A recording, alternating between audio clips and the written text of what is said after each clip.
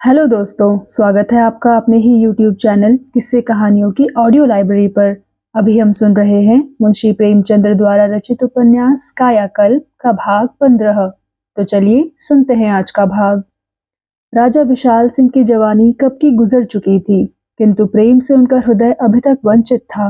अपनी तीनों रानियों में केवल वसुमती के प्रेम की कुछ भूली हुई सी याद उन्हें आती थी। प्रेम वह प्याला नहीं है जिससे आदमी छक जाए, उसकी तृष्णा सदैव बनी रहती है।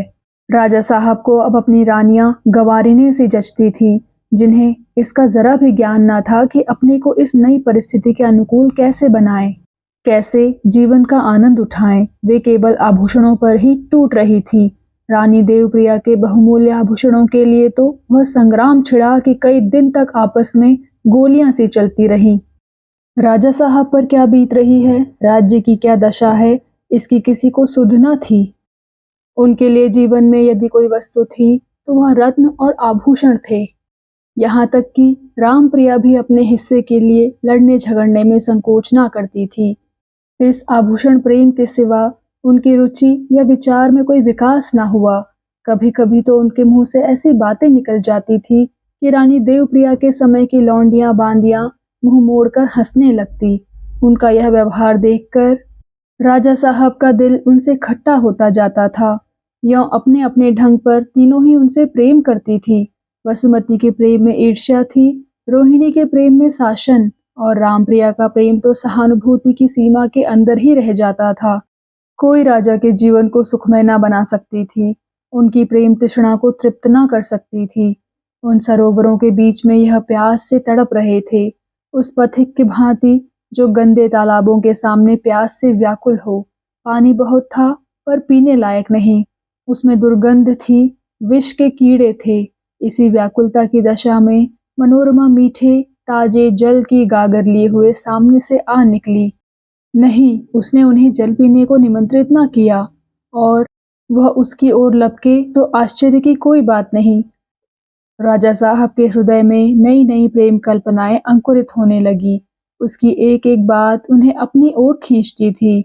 वेश कितना सुंदर था, वस्त्रों से सुरुचि झलकती थी, आभूषणों से सुबुद्धि, वाणी कितनी मधुर थी, प्रतिभा में डूबी हुई। एक एक शब्द हृदय की पवित्रता में रंगा हुआ। कितनी अद्भुत रूप छटा है, मानो उषा के हृदय से ज्योतिर्मय मधुर संगीत, कोमल सरस शीतल ध्वनि निकल रही हो। वह अकेली आई थी, पर यह विशाल दीवान खाना भरा सा मालूम होता था। हृदय कितना उदार है, कितना कोमल। ऐसी रमणी के साथ जीवन कितना आनंदमय, कितना कल्याणमय हो सकता है। जो बालिका एक साधारण व्यक्ति के साथ इतनी श्रद्धा रख सकती है, वह अपने पति के साथ कितना प्रेम करेगी। कल्पना से उनका चित्त फूल उठता था। जीवन स्वर्ग तुल्य हो जाएगा। और अगर परमात्मा की कृपा से किसी पुत्र का जन्म हुआ तो कहना ही क्या। उसके शौर्य और तेज के सामने बड़े बड़े नरेश कांपेंगे। बड़ा प्रतापी, मनस्वी, कर्मशील राजा होगा, जो कुल को उज्जवल कर देगा। राजा साहब को इसकी लेश मात्र भी शंका न थी कि मनोरमा उन्हें वरने की इच्छा भी करेगी या नहीं। उनके विचार में अतुल संपत्ति अन्य सभी त्रुटियों को पूरा कर सकती थी। दीवान साहब से पहले वह खिंचे रहते थे, अब उनका विशेष आदर सत्कार करने लगे। उनकी इच्छा के विरुद्ध कोई काम ना करते। 2-3 बार उनके मकान पर भी गए और अपनी सज्जनता की छाप लगा आए। ठाकुर साहब की भी कई बार दावत की। आपस में घनिष्ठता बढ़ने लगी। हर्ष की बात यह थी कि मनोरमा के विवाह की बातचीत और कहीं नहीं हो रही थी। मैदान खाली था। इन अवसरों पर मनोरमा उनके साथ कुछ इस तरह दिल खोल कर मिली कि राजा साहब की आशाएं और भी चमक उठी। क्या उसका उनसे हंस हंस कर बातें करना, बार बार उनके पास आकर बैठ जाना और उनकी बातों को ध्यान से सुनना, रहस्यपूर्ण नेत्रों से उनकी ओर ताकना और नित्य नई छवि दिखाना उसके मनोभावों को प्रकट ना करता था। रहे दीवान साहब, वह सांसारिक जीव थे और स्वार्थ सिद्धि के ऐसे अच्छे अवसर को कभी न छोड़ सकते थे, चाहे समाज इसका तिरस्कार ही क्यों ना करे। हाँ, अगर शंका थी तो लौंगी की ओर से थी। वह राजा साहब का आना जाना पसंद ना करती थी। वह उनके इरादों को भांप गई थी। और उन्हें दूर ही रखना चाहती थी। मनोरमा को बार बार आंखों से इशारा करती थी कि अंदर जा। किसी न किसी बहाने से उसे हटाने की चेष्टा करती रहती थी। उसका मुंह बंद करने के लिए राजा साहब उससे लल्लू चप्पों की बातें करते और एक बार एक कीमती साड़ी भी उसको भेंट की, पर उसने उसकी ओर देखे बिना ही उसे लौटा दिया। राजा साहब के मार्ग में यही एक कंटक था और उसे हटाए बिना वह अपने लक्ष्य पर ना पहुंच सकते थे। बेचारे इसी उधेड़-बुन में पड़े रहते थे। आखिर उन्होंने मुंशी जी को अपना एक भेदिया बनाना निश्चय किया। वही ऐसे प्राणी थे जो इस कठिन समस्या को हल कर सकते थे। एक दिन उन्हें एकांत में बुलाया और राज संबंधी बातें करने लगे। राजा साहब बोले, इलाके का क्या हाल है? फसल तो आपकी बहुत अच्छी है ना? मुंशी जी बोले, हुजूर, मैंने अपनी उम्र में ऐसी अच्छी फसल नहीं देखी। अगर पूरब के इलाके में 200 कुएं बन जाते तो फसल दुगनी हो जाती। पानी का वहाँ बड़ा कष्ट है। राजा साहब बोले, मैं खुद इसी फिक्र में हूँ। कुएं क्या, मैं तो एक नहर बनवाना चाहता हूँ। अरमान तो दिल में बड़े बड़े थे, मगर सामने अंधेरा देखकर कुछ हौसला नहीं होता। सोचता हूँ किसके लिए यह जंजाल बढ़ाऊं। इस भूमिका के बाद विवाह की चर्चा अनिवार्य थी। राजा साहब बोले, मैं अब क्या विवाह करूंगा? जब ईश्वर ने अब तक संतान ना दी तो अब कौन सी आशा है? मुंशी जी बोले, गरीब परवर, अभी आपकी उम्र ही क्या है? मैंने 80 बरस की उम्र में आदमियों के भाग्य जागते देखे हैं। राजा साहब बोले, फिर मुझसे अपनी कन्या का विवाह कौन करेगा? मुंशी जी बोले, अगर आपका जरा सा इशारा पा गया होता तो अब तक कभी की बहू जी घर में आ गई होती। राजा से अपनी कन्या का विवाह करना किसे बुरा लगता है? राजा साहब बोले, लेकिन मुझे तो अब एक ऐसी स्त्री चाहिए जो सुशिक्षित हो, विचारशील हो, राज्य के मामलों को समझती हो, अंग्रेजी रहन सहन से परिचित हो। बड़े बड़े अफसर आते हैं, उनकी मेमों का आदर सत्कार कर सके, घर अंग्रेजी ढंग से सजा सके, बातचीत करने में चतुर हो, बाहर निकलने में ना झिझके। ऐसी स्त्री आसानी से नहीं मिल सकती। मिले भी तो उसमें चरित्र दोष अवश्य होंगे। जहाँ ऐसी स्त्रियों को देखता हूँ, भ्रष्ट ही पाता हूँ। मैं तो ऐसी स्त्री चाहता हूँ जो इन गुणों के साथ निष्कलंक हो। ऐसी एक कन्या मेरी निगाह में है, लेकिन वहाँ मेरी रसाई नहीं हो सकती। मुंशी जी ने पूछा, क्या इसी शहर में है? राजा साहब बोले, शहर में ही नहीं, घर में ही समझिए। मुंशी जी बोले, अच्छा, समझ गया। मैं तो चकरा गया कि इस शहर में ऐसा कौन राजा रईस है जहाँ हुजूर की रसाई नहीं हो सकती। वह तो सुनकर निहाल हो जाएंगे, दौड़ते हुए करेंगे, कन्या सचमुच देवी है। ईश्वर ने उसे रानी बनने के लिए ही बनाया है। ऐसी विचारशील लड़की मेरी नजर से नहीं गुजरी। राजा साहब बोले, आप जरा घर वालों को आजमाइए तो। आप जानते हैं ना, दीवान साहब के घर की स्वामिनी लौंगी है। मुंशी जी ने पूछा, वह क्या करेगी? राजा साहब बोले, वही सब कुछ करेगी। दीवान साहब को तो उसने भेड़ा बना रखा है और है भी अभिमानिनी। ना उस पर लालच का कुछ दांव चलता है, ना खुशामद का। मुंशी वज्रधर बोले, हुजूर, उसकी कुंजी मेरे पास है। खुशामद से तो उसका मिजाज और भी बढ़ता है। कितने ही बड़े दर्जे पर पहुंच जाए, पर है तो वह नीच जात। उसे धमकाकर, मारने का भय दिखाकर आप उससे जो काम चाहें करा सकते हैं। नीच जात बातों से नहीं, लातों से ही मानती है। दूसरे दिन प्रातःकाल मुंशी जी दीवान साहब के मकान पर पहुंचे। दीवान साहब मनोरमा के साथ गंगा स्नान को गए हुए थे। लौंगी अकेली बैठी हुई थी। मुंशी जी फूले न समाये, ऐसा ही मौका चाहते थे। जाते ही जाते विवाह की बात छेड़ दी। लौंगी ने कहा, तहसीलदार साहब, कैसी बातें करते हो? हमें अपनी रानी को धन के साथ बेचना थोड़े ही है। ब्याह जोड़ का होता है कि ऐसा बेजोड़। लड़की कंगाल को दें पर बूढ़े को ना दें। गरीब रहेगी तो क्या, जन्म भर का रोना झींकना तो ना रहेगा। मुंशी जी बोले, तो राजा क्या बूढ़े हैं? लौंगी बोली, और नहीं तो क्या छैला जवान है। मुंशी जी बोले, अगर यह विवाह ना हुआ तो समझ लो कि ठाकुर साहब कहीं के ना रहेंगे। तुम नीच जात राजाओं का स्वभाव क्या जानो? राजा लोगों को जहाँ किसी बात की धुन सवार हो गई, फिर उसे पूरा किए बिना ना मानेंगे, चाहे उनका राज्य ही क्यों ना मिट जाए। राजाओं की बात को दुलखना हंसी नहीं है। क्रोध में आकर ना जाने क्या हुक्म दे बैठे। बात तो समझती ही नहीं हो। सब धान 22 पसेरी ही तौलना चाहती हो। लौंगी बोली, यह तो अनोखी बात है कि या तो अपनी बेटी दे या मेरा गांव छोड़। ऐसी धमकी देकर थोड़े ही ब्याह होता है। मुंशी जी बोले, राजाओं महाराजाओं का काम इसी तरह होता है। अभी तुम इन राजा साहब को जानती नहीं हो। सैकड़ों आदमियों को भुनवा के रख दिया, किसी ने पूछा तक नहीं। अभी चाहे जिसे लुटवा लें, चाहे जिसके घर में आग लगवा दें। अफसरों से दोस्ती है ही, कोई उनका कर ही क्या सकता है। जहां एक अच्छी सी डाली भेज दी, काम निकल गया। लौंगी बोली, तो यूं कहो कि पूरे डाकू हैं। मुंशी जी बोले, डाकू कहो लुटेरे कहो, सभी कुछ हैं। बात जो थी मैंने साफ साफ कह दी। यह चारपाई पर बैठकर पान चबाना भूल जाइएगा। लौंगी बोली, तहसीलदार साहब तुम तो धमकाते हो जैसे हम राजा के हाथों बिक गए हों। रानी रूठेंगी, अपना सुहाग लेंगी, अपनी नौकरी ही लेंगे ना, ले जाएं। भगवान का दिया खाने को बहुत है।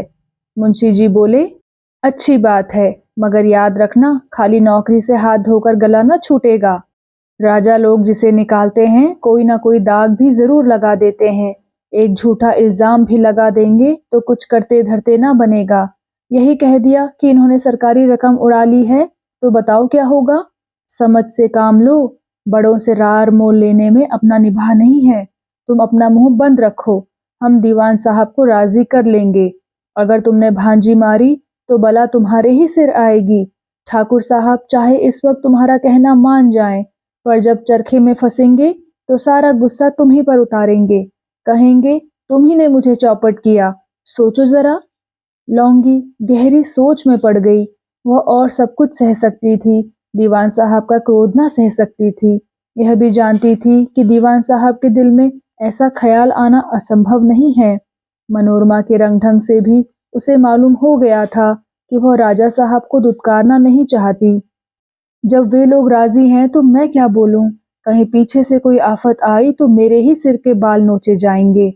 मुंशी जी ने भले चेता दिया, नहीं तो मुझसे बिना बोले कब रहा जाता। अभी उसने कुछ जवाब न दिया था कि दीवान साहब स्नान करके लौट आए। उन्हें देखते ही लौंगी ने इशारे से बुलाया और अपने कमरे में ले जाकर उनके कान में बोली, राजा साहब ने मनोरमा के ब्याह के लिए संदेश भेजा है। ठाकुर साहब ने पूछा, तुम्हारी क्या सलाह है? लौंगी बोली, जो तुम्हारी इच्छा हो, मेरी सलाह क्या पूछते हो?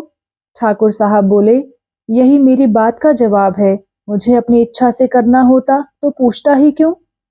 लौंगी बोली, मेरी बात तो मानोगे ही नहीं, पूछने से फायदा? ठाकुर साहब बोले, कोई बात बता दो जो मैंने तुम्हारी इच्छा से ना की हो। लौंगी बोली, कोई बात भी मेरी इच्छा से नहीं होती।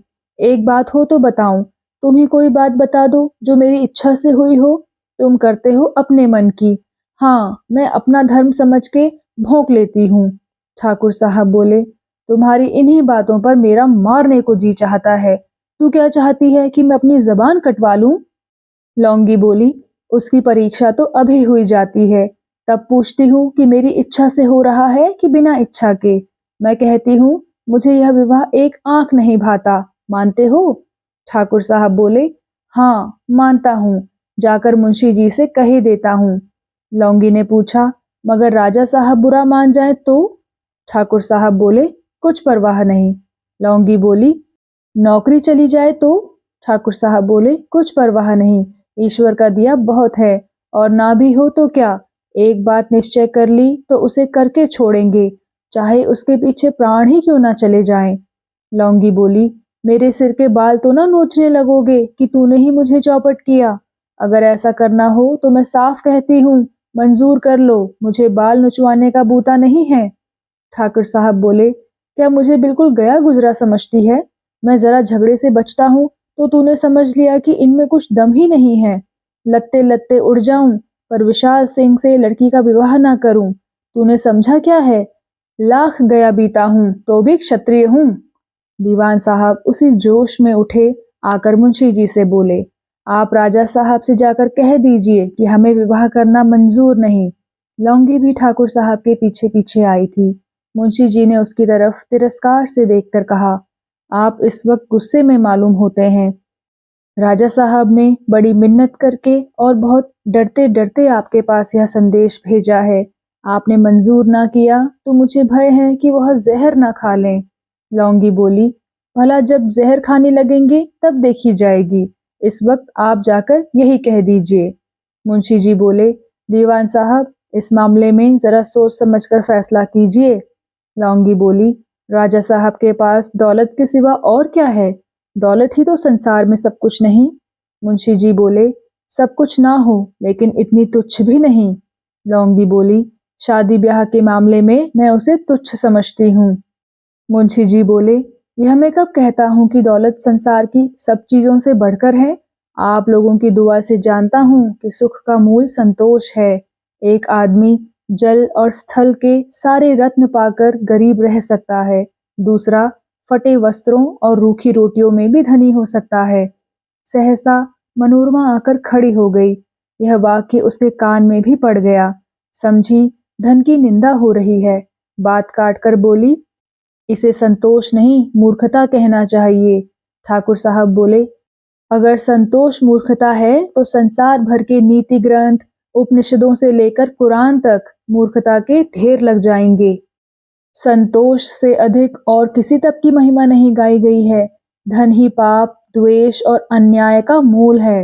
मनोरमा बोली, संसार के धर्म ग्रंथ उपनिषदों से लेकर कुरान तक उन लोगों के रचे हुए हैं जो रोटियों के मोहताज थे। उन्होंने अंगूर खट्टे समझकर धन की निंदा की तो कोई आश्चर्य नहीं। अगर कुछ ऐसे आदमी हैं जो धनी होकर भी धन की निंदा करते हैं तो मैं उन्हें धूर्त समझती हूँ, जिन्हें अपने सिद्धांत पर व्यवहार करने का साहस नहीं। ठाकुर साहब ने समझा मनोरमा ने यह व्यंग उन्हीं पर किया है। चिढ़कर बोले, ऐसे लोग भी तो हो गए हैं जिन्होंने धन ही नहीं राजपाट पर भी लात मार दी है। मनोरमा बोली, ऐसे आदमियों के नाम उंगलियों पर गिने जा सकते हैं। मेरी समझ में तो धन ही सुख और कल्याण का मूल है। संसार में जितना परोपकार होता है धनियों के ही हाथों होता है।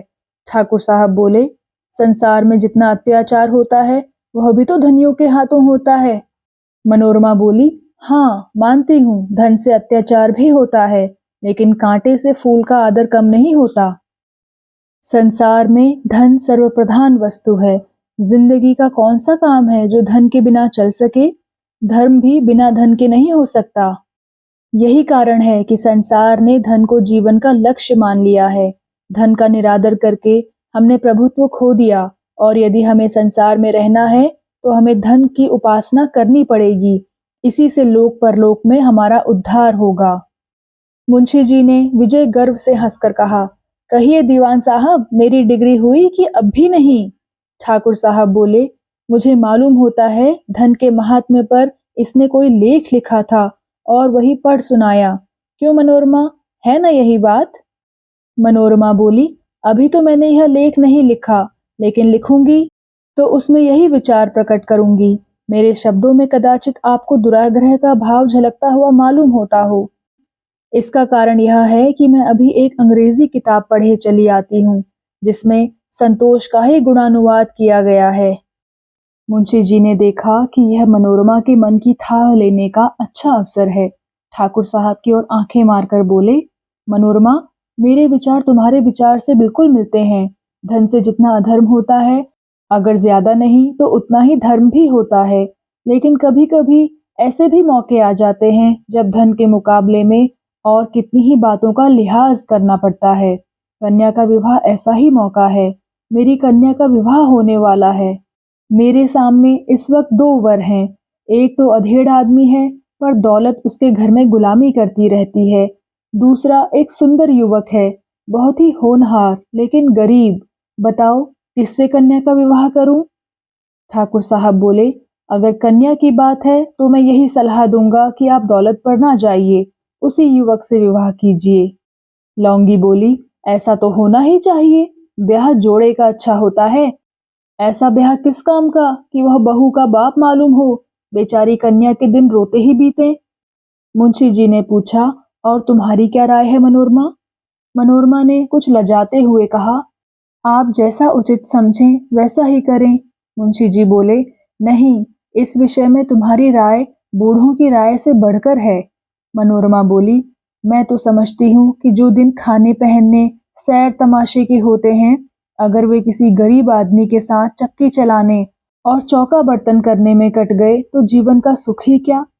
हाँ, इतना मैं अवश्य कहूंगी कि उम्र का 1 साल 1 लाख से कम मूल्य नहीं रखता। यह कहकर मनोरमा चली गई। उसके जाने के बाद दीवान साहब कई मिनट तक जमीन की ओर ताकते रहे। अंत में लौंगी से बोले, तुमने इसकी बातें सुनी? लौंगी बोली, सुनी क्यों नहीं, क्या बहरी हूँ? ठाकुर साहब बोले, फिर? लौंगी बोली, फिर क्या, लड़के हैं, जो मुंह में आया बकते हैं, उनके बकने से क्या होता है? माँ बाप का धर्म है कि लड़कों के हित की ही करें। लड़का माहुर मांगे तो क्या माँ बाप उसे माहुर दे देंगे? कहिए मुंशी जी। मुंशी जी बोले, हाँ यह तो ठीक ही है, लेकिन जब लड़के अपना भला बुरा समझने लगे तो उनका रुख देखकर ही काम करना चाहिए। लौंगी बोली, जब तक माँ बाप जीते हैं तब तक लड़कों को बोलने का अख्तियार ही क्या है? आप जाकर राजा साहब से यही कह दीजिए। मुंशी जी बोले, दीवान साहब आपका भी यही फैसला है? ठाकुर साहब बोले, साहब मैं इस विषय में सोच कर जवाब दूंगा। हाँ, आप मेरे दोस्त हैं, इस नाते आपसे इतना कहता हूँ कि आप कुछ इस तरह गोल-मोल बातें कीजिए कि मुझ पर कोई इल्ज़ाम ना आने पाए। आपने तो बहुत दिनों अफ़सरी की है और अफ़सर लोग ऐसी बातें करने में निपुण भी होते हैं। मुंशी जी मन में लौंगी को गालियां देते हुए यहाँ से चले। जब फाटक के पास पहुंचे तो देखा कि मनोरमा एक वृक्ष के नीचे घास पर लेटी हुई है। उन्हें देखते ही वह उठकर खड़ी हो गई। मुंशी जी जरा ठिठक गए और बोले, क्यों मनोरमा रानी, तुमने जो मुझे सलाह दी उस पर खुद अमल कर सकती हो? मनोरमा ने शर्म से सुर्ख होकर कहा, यह तो मेरे माता पिता के निश्चय करने की बात है। मुंशी जी ने सोचा, अगर जाकर राजा साहब से कह देता हूँ कि दीवान साहब ने साफ इनकार कर दिया तो मेरी किरकिरी होती है। राजा साहब कहेंगे, फिर गए ही किस बिरते पर थे? शायद यह भी समझें कि इसे मामला तय करने की तमीज ही नहीं, तहसीलदारी नहीं की, भाड़ झोंकता रहा। इसलिए आपने जाकर दूर की हाँकनी शुरू की, हुजूर बुढ़िया बला की चुड़ैल है, हत्ते पर तो आती ही नहीं, इधर भी झुकती है उधर भी, और दीवान साहब तो निरे मिट्टी के ढेले हैं। राजा साहब ने अधीर होकर पूछा, आखिर आप तय क्या कर आए? मुंशी जी बोले, हुजूर के इकबाल से फतह हुई, मगर दीवान साहब खुद आपसे शादी की बातचीत करते झेपते हैं। आपकी तरफ से बातचीत शुरू हो तो शायद उन्हें इनकार न होगा। मनोरमा रानी तो सुनकर बहुत खुश हुई। राजा साहब बोले, अच्छा मनोरमा खुश हुई? खूब हंसी होगी। आपने कैसे जाना कि खुश है? मुंशी जी बोले, हुजूर सब कुछ साफ साफ कह डाला। उम्र का फर्क कोई चीज नहीं, आपस में मोहब्बत होनी चाहिए। मोहब्बत के साथ दौलत भी हो तो क्या पूछना। हाँ, दौलत इतनी होनी चाहिए जो किसी तरह कम ना हो। और कितनी ही बातें इसी किस्म की हुई, बराबर मुस्कुराती रही। राजा साहब बोले, तो मनोरमा को पसंद है? मुंशी जी बोले, उन्हीं की बातें सुनकर तो लौंगी भी चकराई। राजा साहब बोले, तो मैं आज ही बातचीत शुरू कर दूं। कायदा तो यही है कि उधर से श्री गणेश होता, लेकिन राजाओं में अक्सर पुरुष की ओर से ही छेड़छाड़ होती है। पश्चिम में तो सनातन से यही प्रथा चली आई है। मैं आज ठाकुर साहब की दावत करूंगा और मनोरमा को भी बुलाऊंगा। आप भी जरा तकलीफ करिएगा। राजा साहब ने बाकी का दिन दावत का सामान करने में काटा। हजामत बनवाई, एक भी पका बाल न रहने दिया। उपटन मलवाया, अपनी अच्छी से अच्छी अचकन निकाली, केसरिये रंग का रेशमी साफा बांधा, गले में मोतियों की माला डाली, आंखों में सुरमा लगाया, माथे में केसर का तिलक लगाया, कमर में रेशमी कमरबंद लपेटा, कंधे पर शाह रुमाल रखा, मखमली गिलाफ में रखी हुई तलवार कमर से लटकाई और यूं सज सजा कर जब वह खड़े हुए तो खासे छैला मालूम होते थे। ऐसा बांका जवान शहर में किसी ने कम ही देखा होगा। उनके सौम्य स्वरूप और सुगठित शरीर पर यह वस्त्र और आभूषण खूब खिल रहे थे। निमंत्रण तो जा ही चुका था। रात के 9 बजते बजते दीवान साहब और मनोरमा आ गए। राजा साहब उनका स्वागत करने दौड़े। मनोरमा ने उनकी ओर देखा तो मुस्कुराई, मानो कह रही थी, ओहो आज तो कुछ और ही ठाठ हैं। उसने आज और ही वेश रचा था। उसकी देह पर एक भी आभूषण ना था, केवल एक सफेद साड़ी पहने हुए थी। उसका रूप माधुर्य कभी इतना प्रस्फुटित न हुआ था। अलंकार भावों के अभाव का आवरण है। सुंदरता को अलंकारों की जरूरत नहीं। कोमलता अलंकारों का भार नहीं सह सकती। दीवान साहब इस समय बहुत चिंतित मालूम होते थे। उनकी रक्षा करने के लिए यहाँ लौंगीना थी और बहुत जल्द उनके सामने एक भीषण समस्या आने वाली थी। दावत की मंशा वह खूब समझ रहे थे। कुछ समझ में ही ना आता था कि क्या कहूँगा। लौंगी ने चलते चलते उन्हें समझा के कह दिया था, हाँ ना करना, साफ साफ कह देना यह बात नहीं हो सकती। मगर ठाकुर साहब उन वीरों में थे जिनकी पीठ पर पाली में भी हाथ फेरने की जरूरत रहती है। बेचारे बिल सा ढूंढ रहे थे कि कहाँ भाग जाऊं। सहसा मुंशी वज्रधर आ गए। दीवान साहब को आंखें सी मिल गई। दौड़े और उन्हें लेकर एक अलग कमरे में सलाह करने लगे। मनोरमा पहले ही झूले घर में आकर इधर उधर टहल रही थी। अब न वह हरियाली थी, न वह रौनक, न वह सफाई। सन्नाटा छाया हुआ था। राजा साहब ने उसे इधर आते देख लिया। वह उससे एकांत में बातें करना चाहते थे। मौका पाया तो उसके सामने आकर खड़े हो गए। मनोरमा ने कहा, रानी जी के सामने इस झूले घर में कितनी रौनक थी, अब जिधर देखती हूँ सोना ही सोना दिखाई देता है। राजा साहब बोले, अब तुम्ही से इसकी फिर रौनक होगी मनोरमा। यह भी मेरे हृदय की तरह तुम्हारी ओर आंखें लगाए बैठा है। प्रणय के ये शब्द पहली बार मनोरमा के कानों में पड़े। उसका मुखमंडल लज्जा से आरक्त हो गया। वह सहमी सी खड़ी रही, कुछ बोल न सकी। राजा साहब फिर बोले, मनोरमा, यद्यपि मेरी 3 रानियां हैं, पर मेरा हृदय अब तक अक्षुण्ण है। उस पर आज तक किसी का अधिकार नहीं हुआ। कदाचित वह अज्ञात रूप से तुम्हारी राह देख रहा था। तुमने मेरी रानियों को देखा है, उनकी बातें भी सुनी है। उनमें ऐसी कौन है जिसकी प्रेमोपासना की जाए? मुझे तो यही आश्चर्य होता है कि इतने दिन उनके साथ कैसे काटे। मनोरमा ने गंभीर होकर कहा, मेरे लिए यह सौभाग्य की बात होगी कि आपकी प्रेम पात्री बनूं, पर मुझे भय है कि मैं आदर्श पत्नी ना बन सकूंगी। कारण तो नहीं बतला सकती, मैं स्वयं नहीं जानती, पर मुझे यह भय अवश्य है। मेरी हार्दिक इच्छा सदैव यही रही है कि किसी बंधन में ना पड़ूं। पक्षियों की भांति स्वाधीन रहना चाहती हूँ। राजा ने मुस्कुराते हुए कहा, मनोरमा, प्रेम तो कोई बंधन नहीं है। मनोरमा बोली, प्रेम बंधन ना हो, पर धर्म तो बंधन है। मैं प्रेम के बंधन से नहीं घबराती, धर्म के बंधन से घबराती हूँ। आपको मुझ पर बड़ी कठोरता से शासन करना होगा। मैं आपको अपनी कुंजी पहले से ही बताए देती हूँ। मैं आपको धोखा नहीं देना चाहती। मुझे आपसे प्रेम नहीं है, शायद हो भी ना सकेगा। फिर मुस्कुराकर बोली, मैं रानी तो बनना चाहती हूँ, पर किसी राजा की रानी नहीं। हाँ, आपको प्रसन्न रखने की चेष्टा करूंगी। जब आप मुझे भटकते देखें तो टोक दें। मुझे ऐसा मालूम होता है कि मैं प्रेम करने के लिए नहीं, केवल विलास करने के लिए ही बनाई गई हूँ।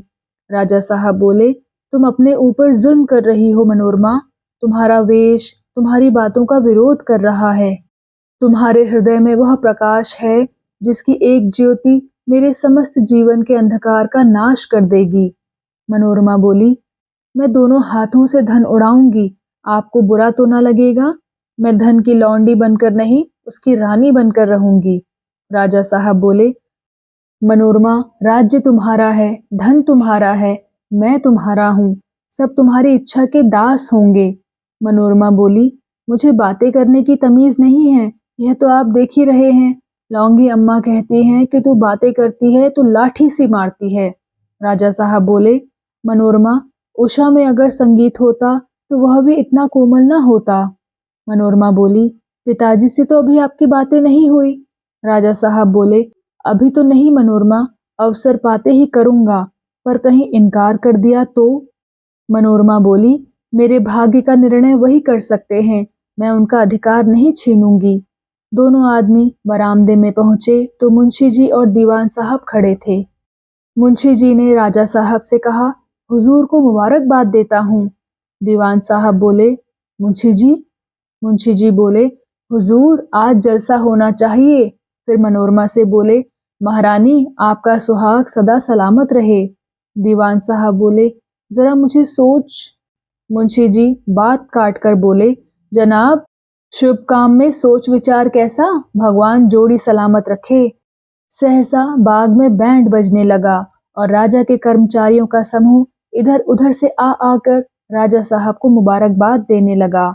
दीवान साहब सिर झुकाए खड़े थे, ना कुछ कहते बनता था ना सुनते। दिल में मुंशी जी को हजारों गालियां दे रहे थे कि इसने मेरे साथ कैसी चाल चली। आखिर यह सोचकर दिल को समझाया कि लौंगी से सब हाल कह दूंगा। भाग्य में यही बदा था तो मैं क्या करता। मनोरमा भी तो खुश है। 12 बजते बजते मेहमान लोग सिधारे। राजा साहब के पांव जमीन पर ना पड़ते थे। सारे आदमी सो रहे थे, पर वह बगीचे में हरी हरी घास पर टहल रहे थे। चैत्र की शीतल सुखद मंद समीर, चंद्रमा की शीतल सुखद मंद छटा और बाग की शीतल सुखद मंद सुगंध में उन्हें कभी ऐसा उल्लास, ऐसा आनंद न प्राप्त हुआ था। मंद समीर में मनोरमा थी, चंद्र की छटा में मनोरमा थी, शीतल सुगंध में भी मनोरमा थी और उनके रोम रोम में मनोरमा थी। सारा विश्व मनोरमामय हो रहा था। तो दोस्तों, कैसा लगा आपको आज का भाग? कृपया कमेंट सेक्शन में आकर जरूर बताइएगा। और अगर आपने अभी तक इस चैनल को सब्सक्राइब नहीं किया है तो कृपया सब्सक्राइब भी जरूर कर लीजिएगा। मैं मिलती हूँ आपसे इसी कहानी के अगले भाग के साथ। तब तक के लिए धन्यवाद।